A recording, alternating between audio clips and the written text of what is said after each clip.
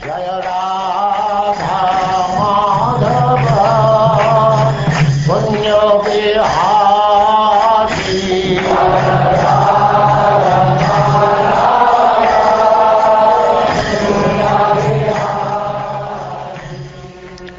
And now chapter 12, Birth of Emperor Pariksit.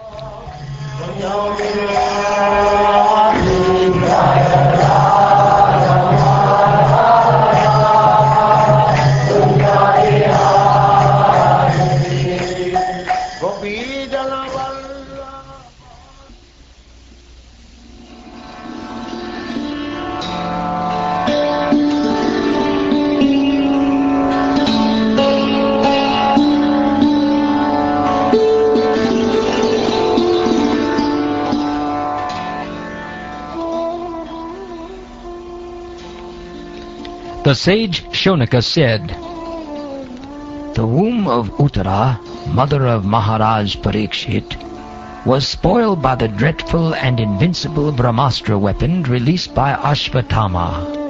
But Maharaj Pariksit was saved by the Supreme Lord. How was the great Emperor Pariksit, who was a highly intelligent and great devotee, born in that womb? How did his death take place? And what did he achieve after his death? We all respectfully want to hear about him, Maharaj Pariksit, to whom Shukdev Goswami imparted transcendental knowledge. So please speak on this matter." Sri Sutta Goswami said, "Emperor Yudhishthira administered generously to everyone during his reign. He was exactly like his father. He had no personal ambition and was freed from all sorts of sense gratification because of his continuous service unto the lotus feet of the Lord Sri Krishna. News even reached the celestial planets about Maharaj Yudhishthira's worldly possessions, the sacrifices by which he would attain a better destination, his queen, his stalwart brothers, his extensive land, his sovereignty over the planet Earth, and his fame, etc. O Brahmins, the opulence of the king was so enchanting that the denizens of heaven aspired for it. But because he was absorbed in the service of the Lord, nothing could satisfy him except the Lord's service. O son of Bhrigu, Shonaka, when the child Pariksit, the great fighter, was in the womb of his mother, Uttara, and was suffering from the burning heat of the Brahmastra thrown by Ashvatthama, he could observe the Supreme Lord coming to him.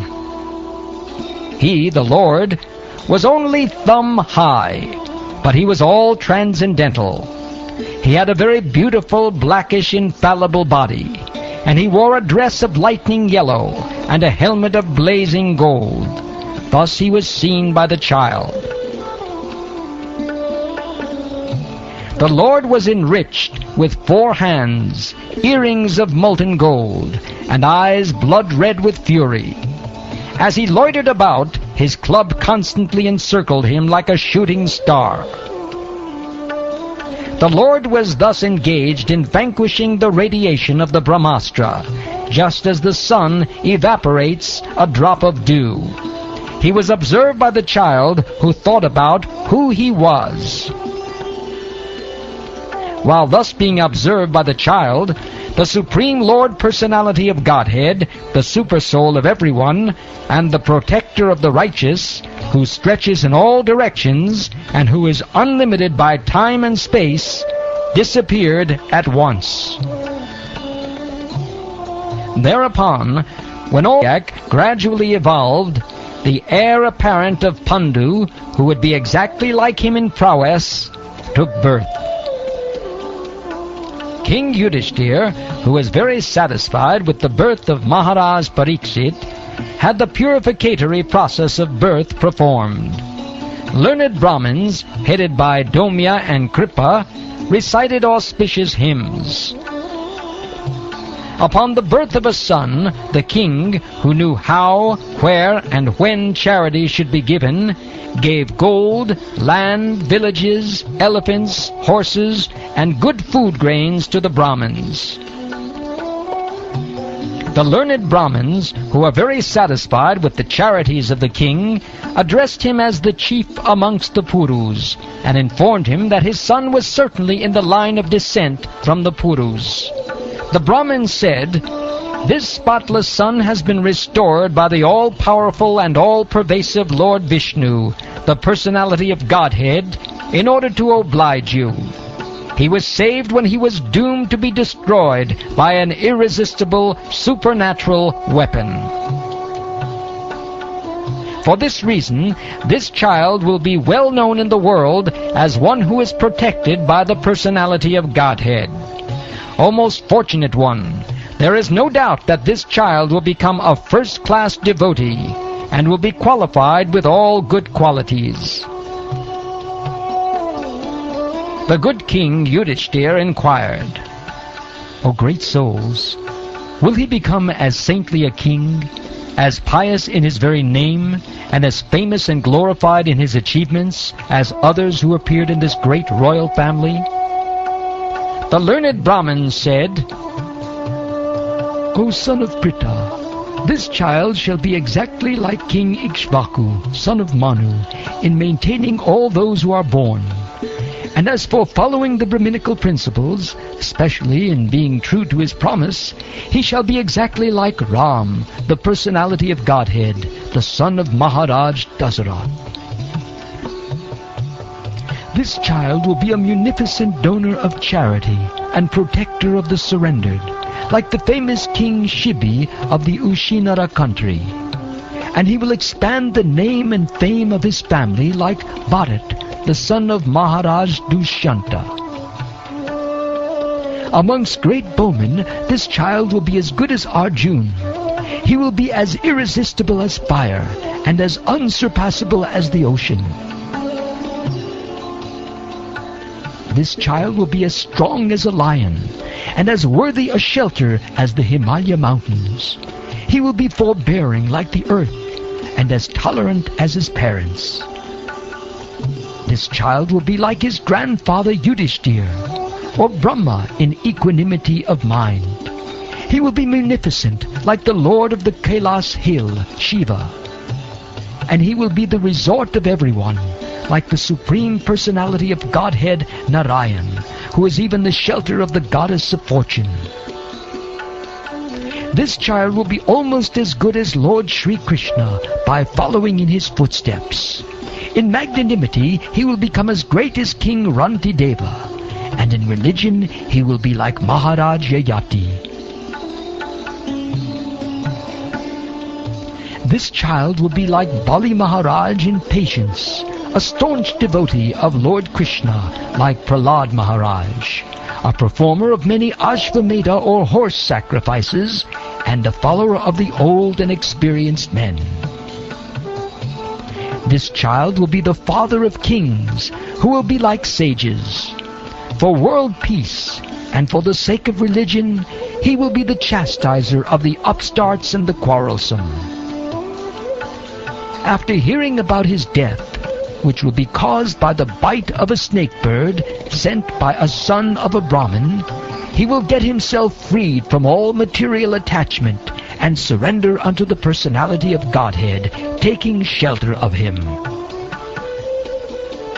After inquiring about proper self-knowledge from the son of Vyasdev, who will be a great philosopher, he will renounce all material attachment and achieve a life of fearlessness.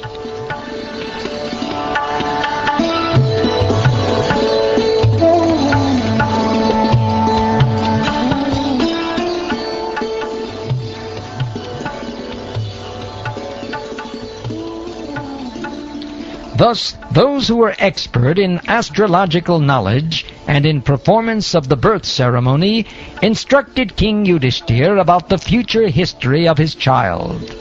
Then, being sumptuously remunerated, they all returned to their respective homes. So his son would become famous in the world as Pariksit, which means examiner, because he would come to examine all human beings in his search after that personality whom he saw before his birth. Thus he would come to constantly contemplate him. As the moon, in its waxing fortnight, develops day after day, so the royal prince Pariksit very soon developed luxuriantly under the care and full facilities of his guardian grandfathers. Just at this time, King Yudhishthira was considering performing a horse sacrifice to get freed from sins incurred from fighting with kinsmen. But he became anxious to get some wealth, for there were no surplus funds outside of fines and tax collection. Understanding the hearty wishes of the king, his brothers, as advised by the infallible Lord Krsna, collected sufficient riches from the north left by King Maruta. By those riches, the king could procure the ingredients for 3 horse sacrifices. Thus the pious King Yudhishthira, who was very fearful after the battle of Kurukshetra, pleased Lord Hari, the personality of Godhead. Lord Sri Krishna, the personality of Godhead, being invited to the sacrifices by Maharaj Yudhishthira, saw to it that they were performed by qualified or twice-born Brahmins. After that, for the pleasure of the relatives, the Lord remained a few months. O Shonaka, thereafter the Lord, having bade farewell to King Yudhishthira, Draupadi, and other relatives, started for the city of Dwarka, accompanied by Arjun and other members of the Yadu dynasty.